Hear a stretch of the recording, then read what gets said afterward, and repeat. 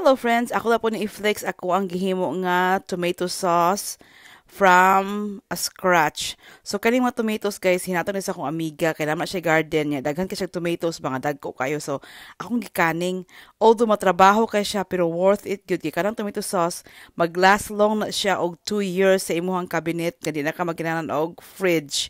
So kung maghimo kag mga spaghetti, maghimo kag mechado, mayon ana nga kamatis, kato ng mga tomato sauce akong gamiton.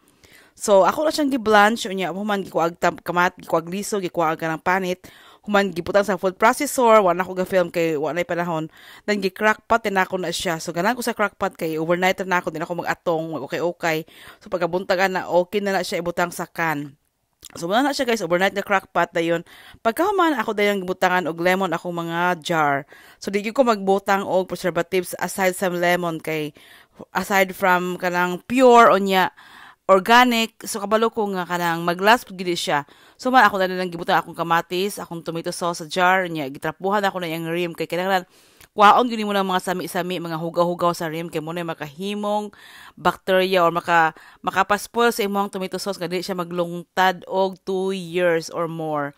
So, man ana ako na siyang gisealed, sorry sa akong voice kay medyo giubo ko. So ako na siyang gisealed sa taklob nga ako na siyang ilisan every time nga i-open na ako ni ako ang tomato sauce. Pero kanang rim nga akong ilak ana, ako na siyang i-recycle. So ako gina siyang gilimpyuhan gyud pag-ayo kay last time kato nag-dice ko na isa ka kan nga nadaot na baho gyud siya kay ambot na unsa toy. Nabaho ang kabinet og kadyot kay nag-leak nga tomato dice nya nadaot siya so akong gilabay.